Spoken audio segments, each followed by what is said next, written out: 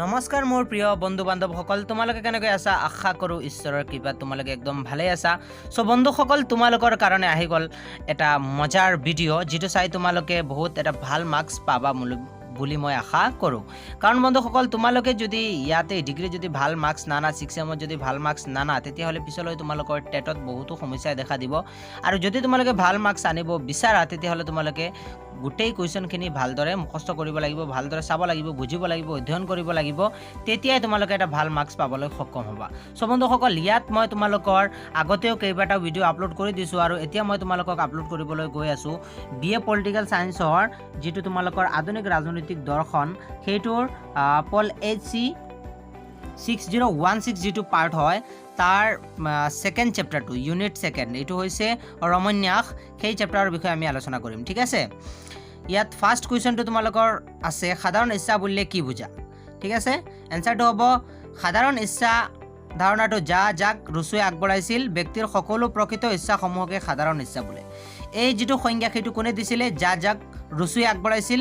আৰু এইটোত কি কোৱা হৈছে যে এজন ব্যক্তিৰ প্ৰকৃত যিসমূহ ইচ্ছা আছে, এজন ব্যক্তি তেওঁ প্ৰকৃতভাৱে যি তেওঁ পাবলৈ বিচাৰে, সেই গোটেইখিনিকে কি বুলি কোৱা হয়? সাধাৰণ ইচ্ছা বুলি কোৱা হয়। আৰু ইয়াত কি কৈছে? এই সাধাৰণ ইচ্ছাবোৰ ব্যক্তিৰ যুক্তি আৰু দূৰদৃষ্টিৰ ওপৰত ভিত্তি কৰি প্ৰতিষ্ঠিত হৈছে। গতিকে ইয়াত ব্যক্তিৰ কি লাগিব? যুক্তি লাগিব, আৰু দূৰদৃষ্টিৰ ভিত্তিতহে কি হৈছে? এই যিটো সাধাৰণ ইচ্ছা সেইটোৰ সংজ্ঞা গঢ় লৈ উঠিছে, বা যাক ৰুছুৱে সংজ্ঞাটো আগবঢ়াইছে। দ্বিতীয় কুৱেশ্যনটো হৈছে ৰুছুৰ সাধাৰণ ইচ্ছাৰ এটা বৈশিষ্ট্য উল্লেখ কৰা। এনচাৰ হ'ব ৰুছুৰ সাধাৰণ ইচ্ছাৰ বৈশিষ্ট্য হ'ল, ৰুছুৰ মতে সাধাৰণ ইচ্ছা হৈছে সাৰ্বভৌম, সেয়েহে ইয়াক আনলৈ হস্তান্তৰ কৰিব নোৱাৰি। ৰুছুৱে কৈছে বৈশিষ্ট্য উল্লেখ কৰিছে ৰুছুৰ সাধাৰণ ইচ্ছাৰ বৈশিষ্ট্য, যে কি হৈছে? এই যিটো ৰুছুৰ সাধাৰণ ইচ্ছা সেইটো হৈছে সাৰ্বভৌম, গতিকে ইয়াক আমি আনলৈ হস্তান্তৰ কৰিব নোৱাৰি। আমি আমাৰ ইচ্ছা যিটো আছে সেইটো বেলেগলৈ আমি দিব নোৱাৰি। ঠিক আছে, থাৰ্ড কুৱেশ্যন যিটো হৈছে ৰুছুৱে ৰচনা কৰা যিকোনো গ্ৰন্থৰ নাম লিখা। ৰুছুৱে ৰচনা কৰা যিকোনো এখন গ্ৰন্থৰ নাম লিখিলে উল্লেখ কৰিলে হ'ল, সেইটো হৈছে ছ'চিয়েল কণ্ট্ৰেক্ট। ঠিক আছে, 4 নম্বৰ কুৱেশ্যন হৈছে দ্য ইমেইল গ্ৰন্থৰ ৰচক কোন? এনচাৰ হ'ব যাক ৰুছু। কুৱেশ্যন নম্বৰ 5, ৰুছুৰ মতে মানুহৰ আচৰণৰ প্ৰকৃতি কেনেকুৱা ধৰণৰ? ঠিক আছে, এনচাৰটো হ'ব ৰুছুৰ মতে মানুহৰ সহজাত প্ৰকৃতিৰ দ্বাৰা পৰিচালিত হয়। সেই সহজাত প্ৰকৃতি দুটা হৈছে নিজৰ প্ৰতি থকা মৰম, স্নেহ আৰু পাৰস্পৰিক সহায় আৰু সহযোগিতা। মানুহৰ আচৰণ যদি ভাল হয়, মানুহে যদি পাৰস্পৰিক সহায় সহযোগিতাৰ ওপৰত গুৰুত্ব দিয়ে, তেতিয়া মানুহ বেয়া হোৱাৰ কাৰণ নাই। আচ্ছা, গতিকে ৰুছুৱে মানুহৰ আচৰণৰ ওপৰত কি কৈছে? যে মানুহ কি হয়? এক সহজাত প্ৰকৃতিৰ হয়। ঠিক আছে, আৰু সেই সহজাত প্ৰকৃতিৰ দুটা হৈছে কি? যে নিজৰ প্ৰতি থকা মৰম, স্নেহ। এজন ভাল মানুহ হ'বলৈ হ'লে কি হ'ব লাগে? মানুহৰ আচৰণৰ প্ৰকৃতি যদি ভাল হ'বলৈ বিচাৰে, তেতিয়াহ'লে কি হ'ব লাগে? নিজৰ প্ৰতি ভাল পোৱা লাগিব, নিজৰ প্ৰতি মৰম স্নেহ লাগিব, আৰু এজনে আনজনক সহায় সহযোগিতা কৰিব লাগিব। মানুহৰ আচৰণ যদি ভাল হয়, তেতিয়াহ'লে কি কৰিব? মানুহে আনক সহায় সহযোগিতা কৰিব, আনক সহায় সহযোগিতাৰ ওপৰত গুৰুত্ব দিব, তেতিয়া মানুহ বেয়া নহ'ব আৰু মানুহ এজন ভাল হ'ব বুলি আমি ক'ব পাৰোঁ।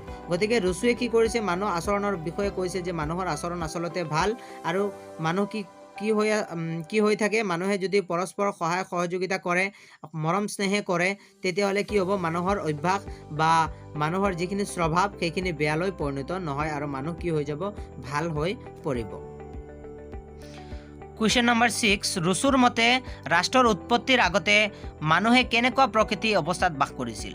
ৰুছুৰ মতে ৰাষ্ট্ৰৰ উৎপত্তিৰ আগতে প্ৰকৃতিত অৱস্থাত মানুহৰ মাজত অসমতা নাছিল, আৰু মানুহে সুখ শান্তিৰে জীৱন অতিবাহিত কৰিছিল। সেই সময়ত উমৈহতীয়া সম্পত্তিৰ প্ৰচলন আছিল। ঠিক আছে, ব্যৱস্থাৰ প্ৰচলন আছিল। গতিকে ৰুছুৱে কৈছে যে ৰাষ্ট্ৰ এখন উৎপত্তি হোৱাৰ আগতে মানুহৰ প্ৰাকৃতিক অৱস্থা কেনেকুৱা ধৰণৰ প্ৰাকৃতিক অৱস্থাত বাস কৰিছিল? গতিকে ইয়াত এনচাৰত দিয়া হৈছে যে ৰাষ্ট্ৰ উৎপত্তি হোৱাৰ আগতে মানুহে কেনেকৈ মানুহৰ মাজত বোলে কোনো ধৰণৰ অসমতা নাছিলে, চব সমানভাৱে জীৱন যাপন কৰিছিলে। আৰু কি হৈছিলে, মানুহৰ মাজত সুখ শান্তি আছিলে, এজনে আনজনৰ প্ৰতি ভাল পোৱা মৰম স্নেহে আছিলে আৰু এটা ধুনীয়া পৰিৱেশত তেওঁলোকে জীৱন যাপন কৰিছিলে। এই সময়ত উমৈহতীয়া সম্পত্তি মানে এটা সম্পত্তি বহুত কেইজনে ব্যৱহাৰ কৰিব পাৰিছিলে, সকলোৰে বাবে এটা সম্পত্তি হ'লে সকলোৱে নিব পাৰিছিলে, ব্যৱহাৰ কৰিব পাৰিছিলে। কিন্তু আজিৰ যুগত এনেকুৱা হয় নেকি? আজিৰ যুগত প্ৰত্যেকৰে নিজাববীয়া সম্পত্তি হৈ পৰিছে, মাটি কালিলৈ ভায়ে ভায়ে কাজিয়া কৰি থাকে। গতিকে সেই আগৰ যুগটো এতিয়া নাই আৰু পৰিৱৰ্তন হৈছে। কিন্তু আগতে এনেকুৱা শংকা নাছিলে, যুদ্ধৰ শংকা নাছিলে বা পৰস্পৰ ভাল পোৱা মৰম স্নেহে আছিলে। গতিকে আগৰ যিটো সময় আৰু বৰ্তমানৰ যিটো সময় বহুতো পাৰ্থক্য দেখিবলৈ পোৱা যায়। ঠিক আছে, এতিয়া তোমালোকৰ কুৱেশ্যন নম্বৰ 7টো চোৱা। ৰুছুৰ সামাজিক চুক্তিৰ যিকোনো এটা বৈশিষ্ট্য লিখা। এতিয়া ৰুছুৱে যিটো সামাজিক চুক্তি দিছিলে তাৰ বৈশিষ্ট্য উল্লেখ কৰিব হৈছে। ৰুছুৰ সামাজিক চুক্তিৰ যিকোনো এটা বৈশিষ্ট্য, প্ৰাকৃতিক অৱস্থাত বাস কৰা লোকসকলৰ মাজত হোৱা চুক্তিৰ ফলত সংগঠিত সমাজ এখনৰ সৃষ্টি হৈছিল। এই সমাজৰ লোকৰ নিজৰ ইচ্ছা আৰু সত্তা আছিল। কি কৈছে ইয়াত কুৱেশ্যনত কৈছে ৰুছুৰ সামাজিক চুক্তিৰ যিকোনো এটা বৈশিষ্ট্য লিখা। ৰুছুৱে সামাজিক চুক্তিটো দাঙি ধৰিছিলে, তোমালোকে জানাই। গতিকে ইয়াৰ এটা বৈশিষ্ট্য উল্লেখ কৰিব দিছে। এইটো হৈছে প্ৰাকৃতিক, এনচাৰটো হ'ব প্ৰাকৃতিক অৱস্থাত বাস কৰা লোকসকলৰ মাজত হোৱা চুক্তিৰ ফলত সংগঠিত সমাজ এখনৰ সৃষ্টি হৈছিল। গতিকে প্ৰাকৃতিক ৰাজ্যত সকলো মানুহে সমানভাৱে প্ৰথমতেতো জীৱন যাপন কৰিছিলে, কিন্তু লাহে লাহে যেতিয়া সমাজখন বাঢ়ি গ'ল তেতিয়া মানুহৰ মাজত হিংসা ভেদভাৱ আহি গ'ল আৰু লাহে লাহে কি হৈ গ'ল, সমাজ এখন পৰিৱৰ্তন হৈ গ'ল। পিছত এই ভেদভাৱ আৰু হিংসাৰ পৰিৱেশটো নাইকিয়া কৰিবলৈ কি কৰিছিলে, তেওঁলোকে এটা সমাজ গঠন কৰিছিলে আৰু এই সমাজৰ যোগেদি কি কৰিছিলে, তেওঁলোকে নিজৰ ইচ্ছা আৰু সত্তা আৰু তেওঁলোকে কি কৰিছিলে, এনেকুৱা সমাজ গঠন কৰিছিলে আৰু সমাজ গঠন কৰি তেওঁলোকৰ নিজৰ ইচ্ছা আৰু সত্তাক পূৰণ কৰিছিলে। ঠিক আছে, ইয়াৰ পিছত কুৱেশ্যন নম্বৰ 8, গ্ৰীনে আগবঢ়োৱা ৰুছুৰ সাধাৰণ ইচ্ছাৰ ধাৰণাটো ব্যক্ত কৰা। ঠিক আছে, এনচাৰ হ'ব গ্ৰীনৰ মতে ৰুছুৰ সাধাৰণ ইচ্ছাৰ ধাৰণাটোক সামূহিক উদ্দেশ্য সাধনৰ কাৰণে সৃষ্টি হোৱা সামূহিক চেতনা হিচাপে অভিহিত কৰিব পাৰি। ৰাষ্ট্ৰ এখনক কিছুমান লোকৰ সমষ্টি হিচাপে বিবেচনা কৰা উচিত নহয়। গ্ৰীনৰ মতে ৰুছুৰ সাধাৰণ ইচ্ছা ধাৰণাক সামূহিক উদ্দেশ্য সাধনৰ কাৰণেহে সৃষ্টি হোৱা সামূহিক চেতনা হিচাপে অভিহিত কৰিব পাৰি। এতিয়া গ্ৰীনে কি কৈছে, গ্ৰীনৰ মতে বোলে ৰুছুৰ সাধাৰণ ইচ্ছাৰ ধাৰণাক সামূহিক উদ্দেশ্য মানে সকলোৰ উদ্দেশ্য সাধাৰণৰ কাৰণে সৃষ্টি হৈছিল বুলি কোৱা হয়, যে ইয়াৰ দ্বাৰা সকলোৰ কি হ'ব পাৰে, সকলোৰ লাভ হ'ব পাৰে আৰু সকলোৰ ইচ্ছা চেতনা জাগ্ৰত হ'ব পাৰে। ৰাষ্ট্ৰ এখনক কিছুমান লোকৰ সমষ্টি হিচাপে বিবেচনা কৰা হোৱা উচিত। আৰু তেওঁৰ মতে এইটো ভাবিছিলে যে তেওঁৰ মতে এখন ৰাষ্ট্ৰ হ'বলৈ এটা মানুহৰ গোট অৰ্থাৎ এখন সমাজৰহে সৃষ্টি হ'ব লাগে, এটা কিছুমান লোকৰ সমষ্টিহে হ'ব লাগে। ঠিক আছে, কুৱেশ্যন নম্বৰ 9, প্ৰকৃত ইচ্ছা আৰু বাস্তৱিক ইচ্ছাৰ মাজত কি পাৰ্থক্য আছে? প্ৰকৃত ইচ্ছা আৰু বাস্তৱিক ইচ্ছাৰ মাজত পাৰ্থক্যখিনি দিবলৈ দিছে। প্ৰকৃত ইচ্ছাত ব্যক্তিগত স্বাৰ্থ নিহিত হৈ নাথাকে। প্ৰথম তোমালোকে ইয়াতে পাৰ্থক্য দেখিবলৈ পাইছা যে প্ৰকৃত ইচ্ছাত ব্যক্তিগত স্বাৰ্থ নাথাকে, নিজৰ স্বাৰ্থ জড়িত হৈ নাথাকে। প্ৰকৃত ইচ্ছাত সামূহিক উদ্দেশ্য সাধাৰণৰ কাৰণে ইচ্ছা প্ৰকাশ কৰা হয়। ইয়াত সামূহিকভাৱে মানে সমাজৰ সকলো শ্ৰেণীৰ লোকৰ স্বাৰ্থ যাতে পূৰণ হয় তাত কি কৰি দিয়া হয়, তাত চকু দিয়া হয়। আনহাতে বাস্তৱিক ইচ্ছাৰ লগত ব্যক্তিগত স্বাৰ্থ জড়িত হৈ থাকে আৰু কি হয়, ব্যক্তিগত যিটো ইচ্ছা তাত কি হয়, ব্যক্তিগত স্বাৰ্থ জড়িত হৈ থাকে আৰু ইয়াত সামূহিক কল্যাণৰ ধাৰণা জড়িত হৈ নাথাকে আৰু ইয়াত যে সকলোৰ উন্নতি হ'ব তাৰ ধাৰণা জড়িত হৈ নাথাকে।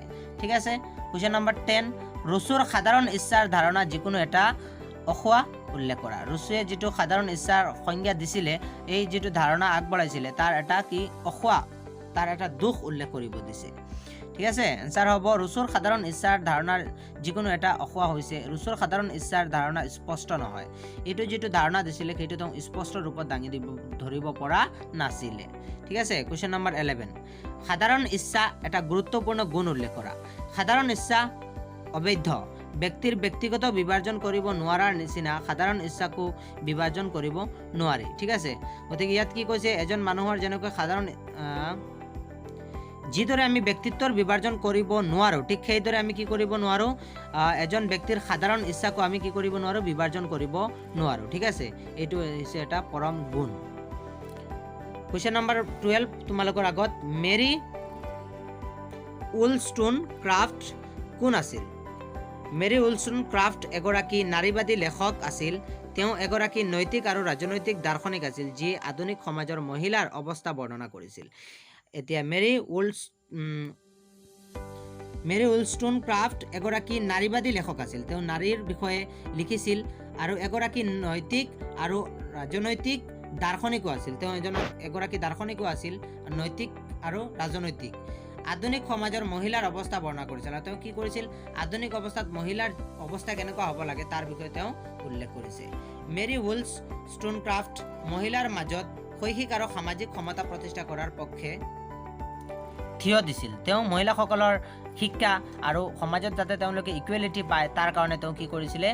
বহুতো ধৰণৰ লিখনি লিখিছিলে আৰু ইয়াৰ প্ৰতি তেওঁ সমৰ্থনো কৰিছিলে যাতে নাৰীসকলক সা সুবিধা দিয়া হয়। ঠিক আছে, ইয়াৰ পিছত কুৱেশ্যন নম্বৰ 13 নাৰীবাদ বুলিলে কি বুজা? নাৰীবাদ হৈছে এক ৰাজনৈতিক, সাংস্কৃতিক আৰু অৰ্থনৈতিক আন্দোলন যিয়ে মহিলাৰ সমান অধিকাৰ আৰু আইনী সুৰক্ষা প্ৰদান কৰাৰ লক্ষ্য বান্ধি লয়। নাৰীবাদত লিংগ পাৰ্থক্য বিষয়বোৰৰ লগত জড়িত ৰাজনৈতিক, সমাজতান্ত্ৰিক তত্ত্ব আৰু দৰ্শনবোৰ অন্তৰ্ভুক্ত হয়। নাৰীবাদী আন্দোলন মহিলাৰ বাবে লিংগ সমতা আৰু মহিলাৰ অধিকাৰৰ বাবে অভিযান চলায়। এতিয়া নাৰীবাদ বুলিলে কি হ'ব? যে নাৰীবাদ বুলিলে আমি এইটো বুজিম যে নাৰী আৰু পুৰুষ ইকুৱেলিটি হ'ব লাগে, দুয়োকে সমান অধিকাৰ প্ৰদান কৰা হ'ব লাগে।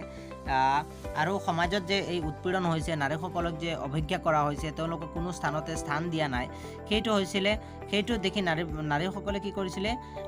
এই যিখিনি ক্ষমতা তেওঁলোকে পাব লাগে, তেওঁলোকৰ যিখিনি পাবলগীয়া আছে সেইখিনি পাব লগাৰ কাৰণে তেওঁলোকে কি কৰিছিলে? সংগ্ৰাম কৰিছিলে আৰু সেইটোকে কি বুলি কোৱা হয়? নাৰীবাদ বুলি কোৱা হয়। ঠিক আছে, পিতৃবাদৰ অৰ্থ কি? এতিয়া পিতৃবাদৰ অৰ্থ কি? পিতৃবাদ নীতি অনুসৰি মহিলাসকল পুৰুষৰ ওপৰত নিৰ্ভৰশীল। পিতৃবাদী অভিপ্ৰায় সামাজিক পৰিৱৰ্তন, উচ্চ